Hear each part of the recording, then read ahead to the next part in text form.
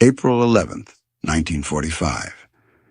Lieutenant General William Simpson stood on the west bank of the Elbe River with a pair of binoculars pressed to his face. He was staring east toward Berlin, 50 miles. That's how far his Ninth Army was from the German capital. 50 miles of mostly open highway with minimal German resistance. Simpson commanded 300,000 men, the most organized, best supplied American army in Europe. His forces had just crossed the Elbe at multiple points and established solid bridgeheads on the eastern bank. German units were surrendering by the thousands. They were throwing down their weapons and begging to be taken prisoner by the Americans before the Russians arrived. The Wehrmacht was finished as a fighting force. Simpson could see the opportunity. Berlin was right there. The road ahead wasn't blocked by tank traps or pillboxes. It was just asphalt. His men could literally drive to the capital without shifting gears. They could feel the end of the war in the air. 2 days of hard driving, and the American flag would be flying over the Reichstag. The war would be over. He picked up the field telephone and called General Omar Bradley, commander of the 12th Army Group. Simpson's voice was urgent but controlled. "We can be in Berlin in 24 hours. Request permission to advance." There was a pause on the line. Bradley was checking with Supreme Commander Dwight Eisenhower. Simpson waited, watching his soldiers consolidate their positions on the far side of the river. When Bradley came back on the line, his voice was flat. "The answer is no. Hold your position at the Elbe. No further advance toward Berlin." Simpson couldn't believe what he was hearing. "Sir, we're 50 miles away. The road is open. German resistance is collapsing. We can take the capital and end this war." Bradley's response was firm. "Those are your orders, General. Halt at the Elbe. The Ninth Army will advance no further east." Simpson hung up the phone and stared across the river at the empty highway stretching toward Berlin. His army had just been told to stop, not to slow down, not to wait for supplies, to stop completely. Somewhere to the south, George Patton's Third Army was receiving the same order. They had fought their way across Germany in one of the most rapid advances in military history. They were closer to Berlin than anyone had imagined possible. And Eisenhower had just told them both to halt. To understand why this order felt like madness, you have to understand how fast the American armies had been moving. After breaking out from the Rhine River in March 1945, Allied forces swept across Germany with stunning speed. The Wehrmacht was disintegrating. Simpson's Ninth Army had covered over 200 miles in 3 weeks. They had bypassed German strongpoints, ignored their flanks, and driven straight east. It was mobile warfare at its finest. Patton's Third Army to the south had been equally aggressive. They had crossed the Rhine without permission, stolen supplies to keep moving, and advanced hundreds of miles into the German heartland. Every day brought them closer to ending the war. By early April, American forces were deep inside Germany. The Ruhr industrial region was surrounded. German armies were being cut off and captured by entire divisions. The Nazi war machine was collapsing. The path to Berlin was wide open. German commanders knew it. Hitler knew it. The soldiers on both sides knew it. The race was on to see who would get there first, the Americans from the west or the Soviets from the east. Simpson's soldiers could hear Soviet artillery in the distance. The Red Army was closing in on Berlin from the opposite direction, fighting their way through fanatical German resistance. The race was going to be close. On April 11th, Simpson's Ninth Army won. They reached the Elbe River first. They had beaten the Soviets to the final barrier before Berlin. All they needed was permission to cross and finish the job. Instead, they got an order to halt, and nobody could understand why. When George Patton received the halt order, his reaction was volcanic. He was 150 miles south of Simpson, driving his Third Army toward Czechoslovakia. But like Simpson, he could see the opportunity. Berlin was the target that mattered. Taking the German capital would break German morale completely. It would give the United States the symbolic victory that defined who won the war in Europe. It would put American forces in position to influence the post-war settlement. Patton had been arguing for weeks that the Allies should race for Berlin before the Soviets got there. He believed that whoever captured the capital would control the peace that followed. He was desperate to beat Stalin to the prize. Instead, Eisenhower was telling him to stop advancing east and turn south, to ignore Berlin and focus on capturing territory in southern Germany and Austria. It made no sense to Patton. "We're being stopped by politics," Patton told his staff officers. "Ike is more worried about keeping Stalin happy than winning the war decisively." He was right about politics being involved, but he didn't yet know the full reason for Eisenhower's decision. What Patton couldn't see from his headquarters was the intelligence briefings Eisenhower was receiving. Reports about a massive German fortress being constructed in the Alps, a redoubt where elite Nazi forces would make their last stand. These intelligence reports would shape everything that happened next. They would determine where American armies went and who captured Berlin. And they were almost completely wrong. The National Redoubt. That's what Allied intelligence was calling it. A massive fortress complex in the Bavarian and Austrian Alps where Nazi leadership planned to continue the war indefinitely. Supreme Headquarters Allied Expeditionary Force, SHAEF, had been tracking reports about the redoubt since late 1944. The intelligence painted a terrifying picture. Elite SS divisions withdrawing from the front to occupy prepared positions in the mountains. Underground factories producing weapons and ammunition. Food stockpiles for years of resistance. According to the intelligence reports, Hitler and his top commanders would retreat to this Alpine fortress when Berlin fell. From there, they would direct a guerrilla war that could last for years. The Wehrmacht would trade conventional warfare for mountain insurgency.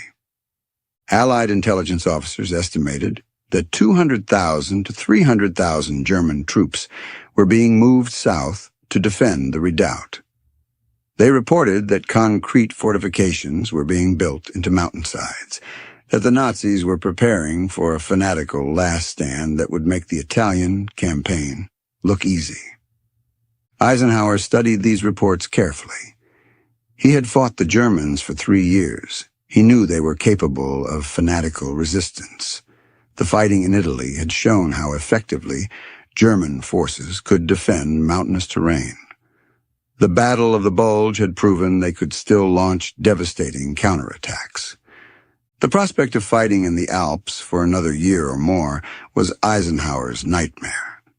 Every month the war continued meant more American casualties, more families receiving telegrams, more political pressure from a public that wanted their soldiers home.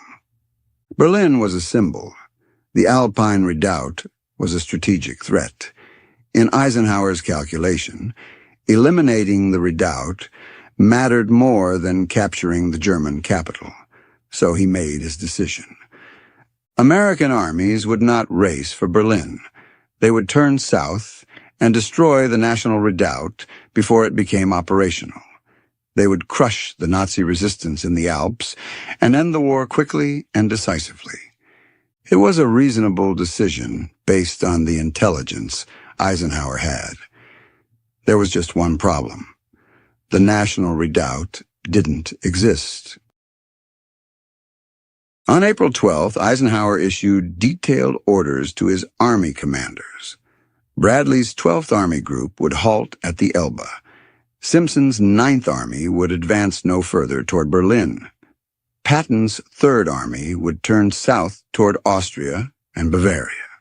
The mission was clear: locate and destroy the National Redoubt before German forces could complete their preparations. Capture Munich, Berchtesgaden, and the Alpine approaches. Prevent Hitler from establishing his mountain fortress. Patton read the orders with barely controlled rage. He was being sent on a wild goose chase while the real prize was 50 miles from Simpson's position. Every military instinct told him this was wrong. "We're going to regret this," Patton told General Omar Bradley. "Berlin matters. The capital is what counts. Let me take my army to Berlin and end this war." Bradley sympathized but had his own orders from Eisenhower. Patton had no choice. He turned his 3rd Army south. His divisions that had been racing east toward Czechoslovakia and potentially Berlin now pivoted toward Munich and the Austrian border. The most aggressive army in Europe was being redirected away from the enemy's capital. To be fair to Eisenhower, he wasn't just following bad intelligence. He was also following political agreements made at the Yalta Conference in February 1945. Roosevelt, Churchill, and Stalin had agreed on occupation zones for Germany. Berlin would be in the Soviet zone regardless of who captured it. Allied planners had drawn lines on maps dividing Germany into American, British, and Soviet sectors. These zones were supposed to govern post-war occupation. Berlin sat deep inside the Soviet zone, over 100 miles east of where the occupation boundaries would be. Some of Eisenhower's staff argued this made racing for Berlin pointless. Why lose American lives capturing a city they would have to hand over to the Soviets anyway? Why antagonize Stalin by violating the occupation agreements? But Patton and other commanders saw it differently. Capturing Berlin would give the United States negotiating leverage. It would demonstrate American military capability. It would allow American forces to see what was happening in Eastern Europe before Soviet occupation became total. The debate didn't matter. Eisenhower had made his decision. American armies would hunt the ghost fortress in the Alps, while the Soviets took Berlin. For the soldiers of Simpson's 9th Army, the halt order was incomprehensible. They sat on the banks of the Elbe River, cleaning their weapons, writing letters home, and watching the highway that led to Berlin. German refugees streamed past American positions, fleeing east to west. They were running from the Red Army, desperate to reach American lines before the Soviets caught them. Their stories were terrifying. American soldiers heard reports of systematic crimes against women, looting, and summary executions.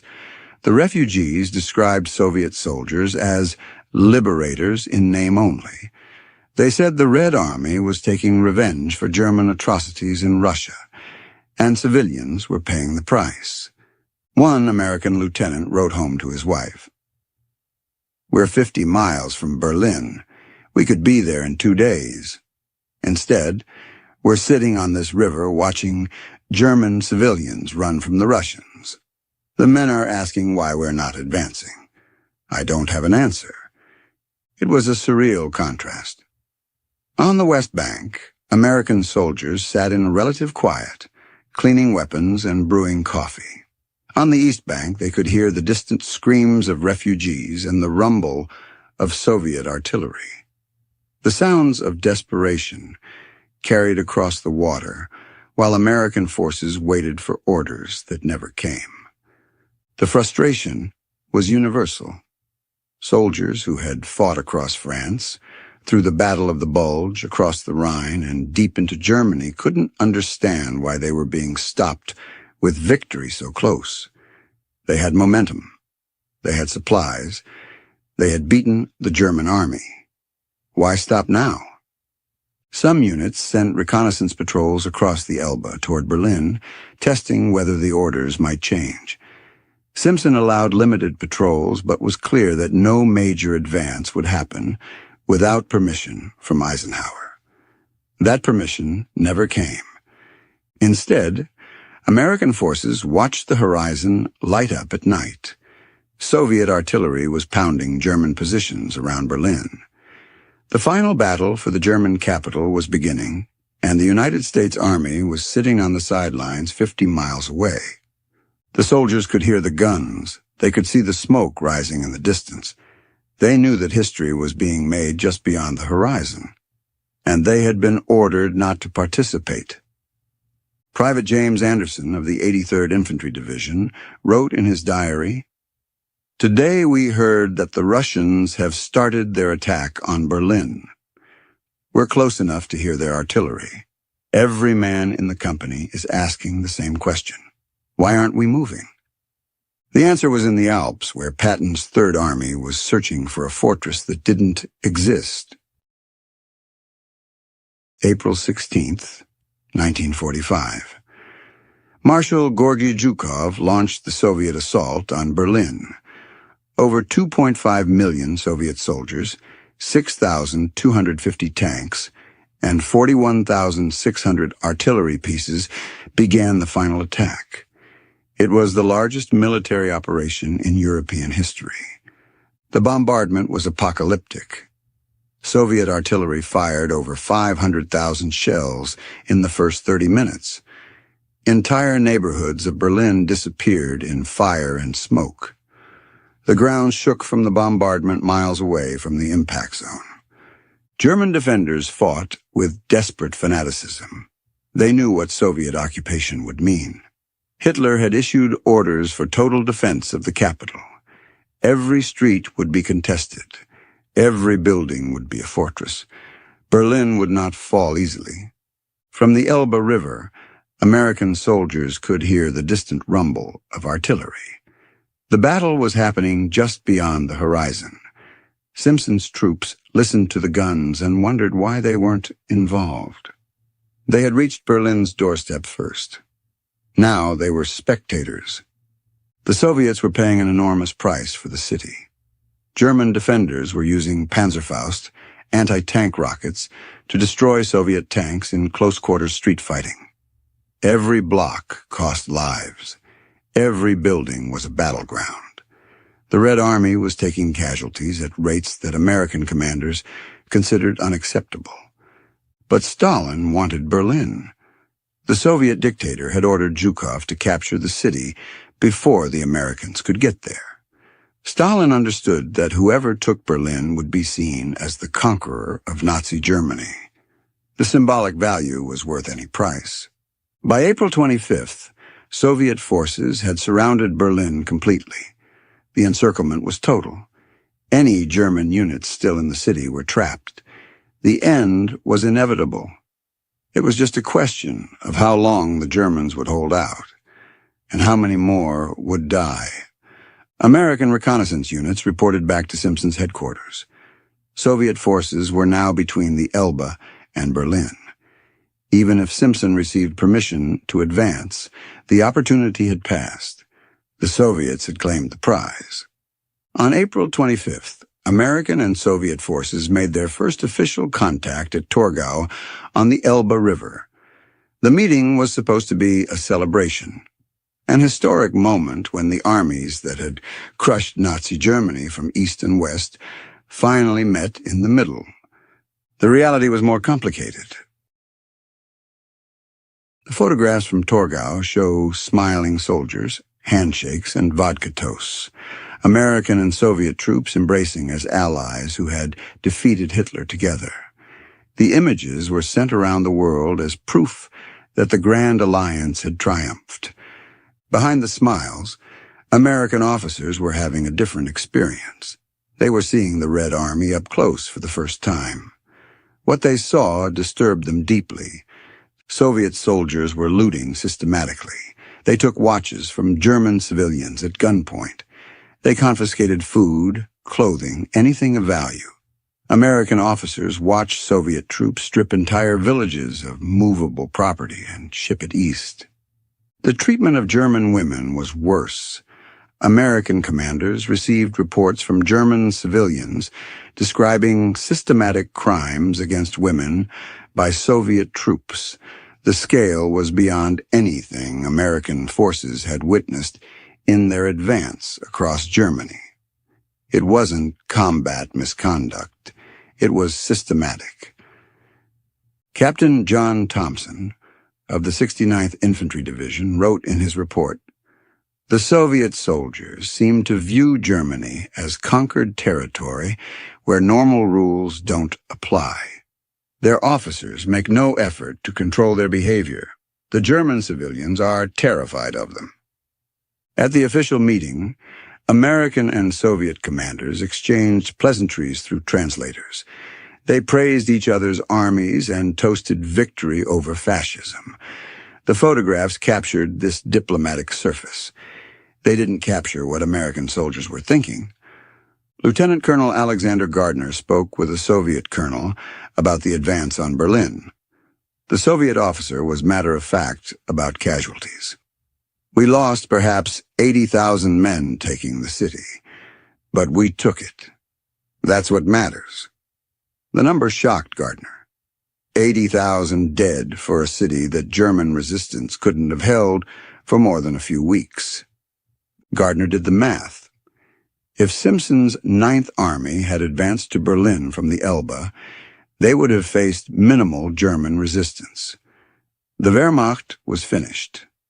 Most German units were trying to surrender to the Americans to avoid Soviet capture. American casualties would have been a fraction of Soviet losses, but the decision had been made. Berlin belonged to the Soviets. The Iron Curtain was already forming, though nobody was using that term yet. The line where American forces stopped would become the border between East and West for the next 45 years. Back at American positions along the Elbe, soldiers watched Soviet forces consolidate their control. They watched the Red Army move into position. They watched the future taking shape. And they began to wonder if they had stopped at the wrong river. While Simpson's army sat on the Elbe and Berlin burned, Patton's Third Army was hunting for the National Redoubt. They advanced into Bavaria and Austria, searching for the fortress that Allied intelligence had warned about.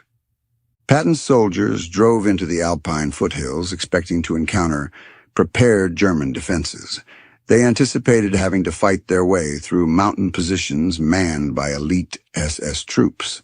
They were ready for the final desperate battle of the European War. Instead, they found minimal resistance. German units were surrendering almost immediately. Officers were ordering their men to lay down weapons rather than fight to the death. There was no fanatical defense, no fortress, no last stand. The Third Army captured Munich on April 30th. Hitler's birthplace of the Nazi Party fell without significant resistance. German soldiers were literally lining up to surrender to American forces. They wanted to be captured by Americans rather than Russians. Patton's intelligence officers searched for evidence of the National Redoubt. They interrogated German prisoners about the Alpine fortress. They examined captured documents looking for references to the mountain redoubt plans. They inspected the terrain looking for fortifications. They found nothing. Patton expected a fortress of fire and steel. Instead, he found a ghost town. The birds were singing in the Alps. The only sound was the crunch of American boots on gravel. No artillery, no bunkers. Just the wind blowing through the trees where the great National Redoubt was supposed to be.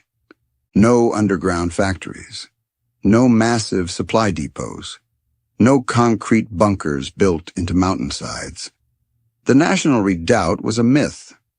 On May 5th, Patton's forces reached Berchtesgaden, Hitler's mountain retreat. This was supposed to be the heart of the National Redoubt. The Eagle's Nest should have been the command center for the final defense. Instead, it was lightly defended and fell in a matter of hours. American soldiers walked through Hitler's compound taking souvenirs. There were no preparations for extended resistance, no stored weapons or ammunition, no facilities to house thousands of troops. Berchtesgaden was a vacation home, not a fortress. The truth hit immediately. Joseph Goebbels, Hitler's propaganda minister, had played the Allies perfectly. He had spread rumors about an Alpine fortress, knowing the Americans feared a prolonged guerrilla war. He fed them coded radio broadcasts, planted documents mentioning troop movements south, encouraged civilian rumors about underground factories. None of it was real, but all of it was plausible enough to be believed. British intelligence had been skeptical, but American intelligence was certain, and Eisenhower had made strategic decisions based on a lie. Patton immediately contacted Bradley. The redoubt doesn't exist. It was a deception. We've been chasing a phantom while the Soviets took Berlin. Bradley acknowledged the report, but there was nothing to be done. The decisions had been made. Berlin had fallen. The opportunity was gone. Patton wrote to his wife Beatrice on May 8th. "We have been had. The National Redoubt was German propaganda, and we fell for it. We should have taken Berlin when we had the chance. Now we're going to pay for this mistake for the next 50 years. He was right." Berlin fell to the Soviets on May 2nd, 1945. Hitler had taken his own life in his bunker 2 days earlier. The remaining German defenders surrendered to Marshal Zhukov's forces. The Soviet flag was raised over the Reichstag. The cost was staggering. Soviet casualties exceeded 80,000 killed and over 280,000 wounded. German casualties were even higher. The city was destroyed. The battle had been brutal beyond description. From the Elbe River, American soldiers had listened to the artillery thunder for weeks. They had watched Soviet forces storm the city. They could have reached in 2 days. They wondered why they weren't advancing. They questioned orders that kept them from finishing what they'd started. The question would haunt them for the rest of their lives. Could they have taken Berlin with fewer casualties? Would German defenders have surrendered to Americans rather than fight to the death against the Soviets? Would American occupation of the capital have changed the post-war settlement? The answers remain unknowable. But the consequences of stopping at the Elbe became clear within weeks. Within weeks of German surrender, the nature of Soviet occupation became undeniable. The Red Army wasn't liberating Eastern Europe, it was conquering it. In Poland, the Soviets arrested resistance leaders who had fought the Nazis for 6 years. In Czechoslovakia, Hungary, Romania, and Bulgaria, Soviet military occupation enabled communist parties to seize control. The pattern was universal. Wherever the Red Army stopped in May 1945 became the permanent border of Soviet control. The occupation zones agreed at Yalta were supposed to be temporary. Instead, they became the Iron Curtain. General Simpson, whose Ninth Army had been halted 50 miles from Berlin, wrote in his private papers years later, "We stopped at the Elbe to avoid confrontation with the Russians. Now I wonder if confrontation in April would have been preferable to what followed." The line where American armies stopped became the border between freedom and Soviet domination, between democracy and totalitarian control. For 45 years, that line divided Europe. Over 100 million people lived under communist rule behind it. The Cold War that Eisenhower tried to avoid by respecting Soviet occupation rights happened anyway. It just lasted half a century. And it began exactly where American armies stopped at the Elbe River. On May 7th, 1945, the day Germany surrendered, George Patton met with Dwight Eisenhower in Frankfurt. The war in Europe was over. American soldiers were celebrating in the streets. But Patton wasn't celebrating. He had come to tell Eisenhower something that would end their friendship, something that would get him removed from command within months, something that history would vindicate.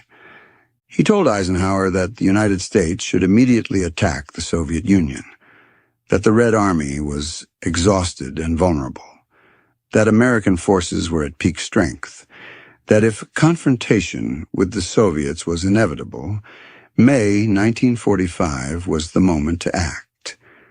Eisenhower rejected the proposal immediately. The American public wanted peace. Congress was demanding demobilization. President Truman was trying to build cooperative relationships with Stalin. The idea was politically impossible. Patton spent the next months trying to convince anyone who would listen. He documented Soviet brutality. He warned about communist expansion. He predicted that Eastern Europe would disappear behind Soviet control, and that the confrontation Eisenhower avoided would happen anyway over decades instead of months. On September 22, 1945, Patton made inflammatory comments at a press conference comparing Nazi Party membership to American political parties. The backlash was immediate. By October, Eisenhower had relieved him of command of Third Army. Patton was given a desk job writing the history of the European campaign.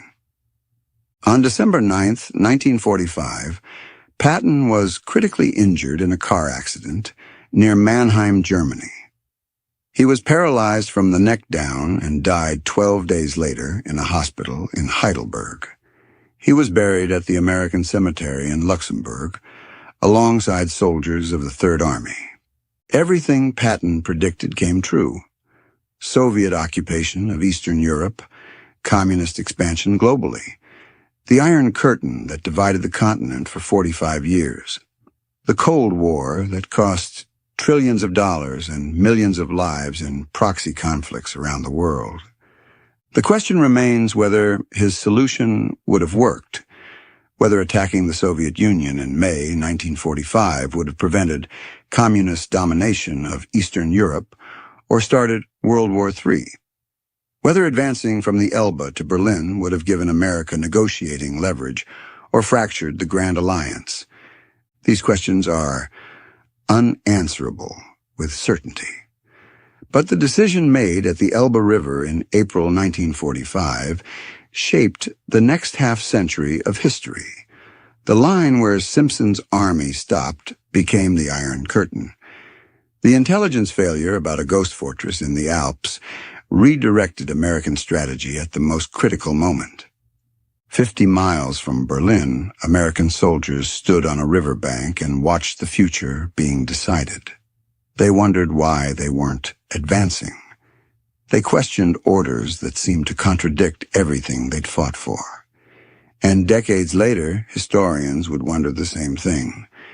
The Elbe halt stands as a case study in the consequences of choosing diplomatic caution over military opportunity, of trusting intelligence assessments over operational commanders' instincts, of respecting political agreements when strategic circumstances change. Whether those choices were right or wrong depends on what you think mattered more: avoiding confrontation with Stalin in 1945, or preventing Soviet domination of Eastern Europe for 45 years. The debate continues.